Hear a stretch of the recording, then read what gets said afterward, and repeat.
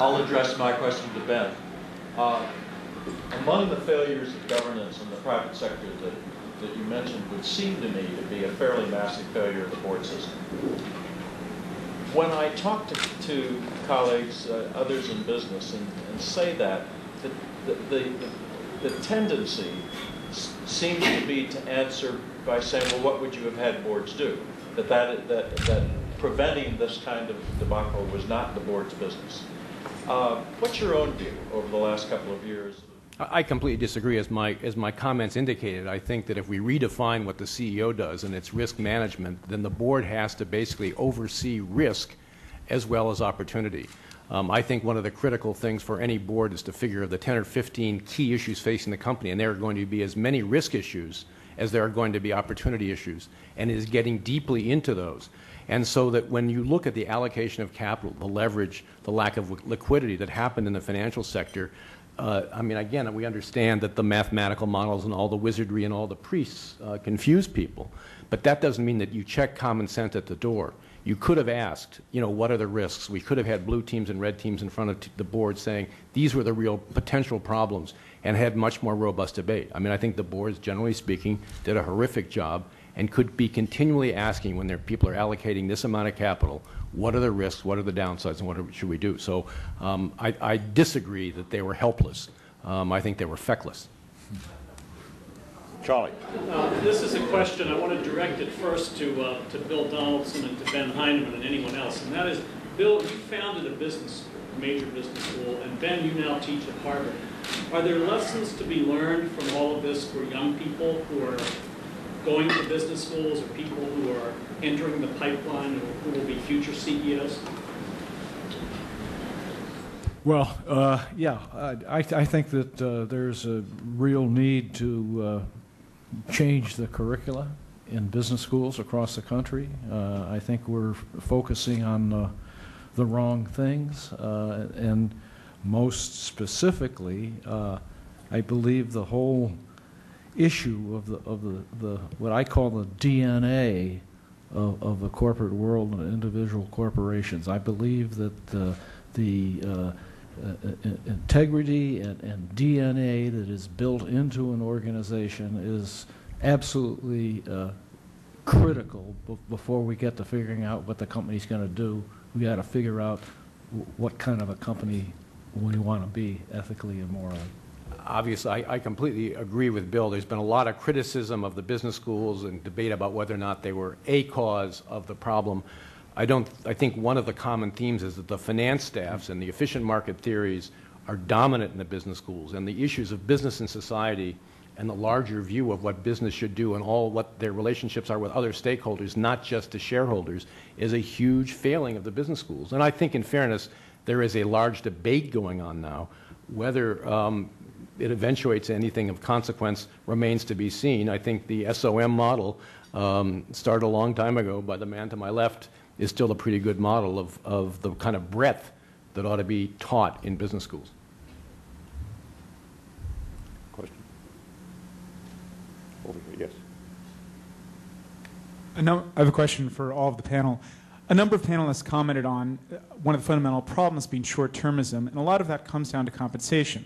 So we've had an experiment recently in trying to encourage the financial sector to change compensation to shorter term, and that's been of great benefit to the foreign banks, who have used that as a recruiting opportunity to recruit from the U.S. banks, and the smaller hedge funds. John Mack recently complained to the Wall Street Journal that one of his friends who runs a hedge fund said, I can hire any of your employees I want because I can pay them more flexibly than you can. So how realistically can regulation change such that compensation is structured in a more long-term manner, and or how culturally can companies be encouraged to think more long-term, realizing all companies have short-term pressure to recruit good people and retain them?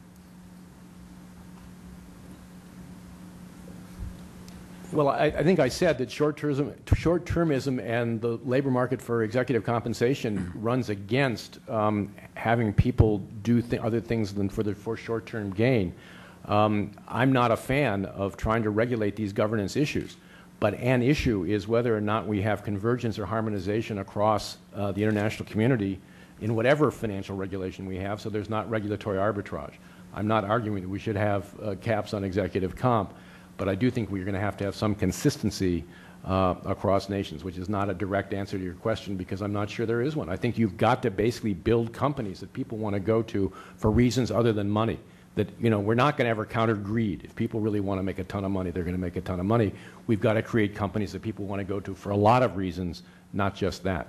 I might just add that I believe this whole compensation debate is about the wrong thing. We have companies who are measuring for compensation, measuring by budgets and achieving your numbers and all of this stuff. What we haven't really done is to ask, what are we compensating for? Right now we're compensating because you hit your numbers.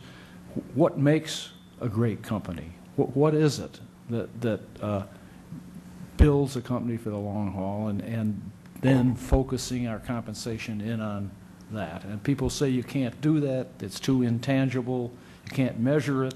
I would submit until we get to that way of evaluation, we're going to be compensating people for all the wrong things. I think also that, to pick up on these two remarks, there are people in the business community, both at the management level, who have a much better, longer view of things, and a lot of people who, in fact, are driven by things other than how many millions am I going to make this year. And I think this, in a way, better kind of person is going to be attracted towards a company with really solid, sensible management.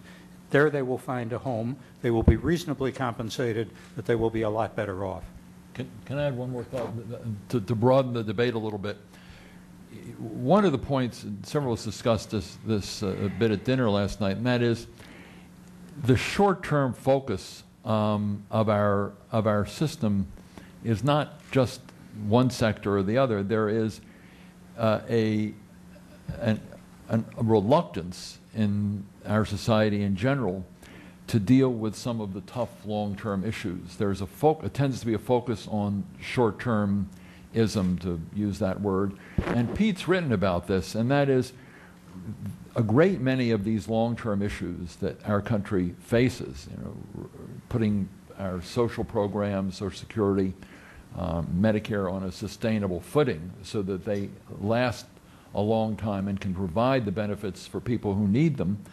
That takes politicians and leaders who are willing to take a long-term view. Dealing with the energy problem requires a long-term view.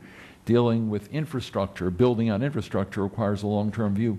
One of the problems we've had as a society is that we really haven't focused as much on addressing some of these longer-term issues. There's a tendency in politics to reward political leaders who deliver in the short term, whereas what's really needed is a requirement, I think, in society in general, to take a much longer term perspective about the underlying changes that are needed to give this society strength over the long term. One of the phrases I'm fondest of in the Founding Fathers, they talked about themselves and their posterity.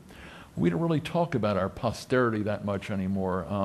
And as a result, there are many kids in this country who do not necessarily think that they're going to live as well as their parents, because a lot of the investment in the future is not being put in place, and they're going to be confronted with a large amount of debt incurred, not just now, but over the last 20 years or so, that they're going to have to repay. So this orientation toward a longer term focus, it seems to me, has to be addressed in a very broad sense also.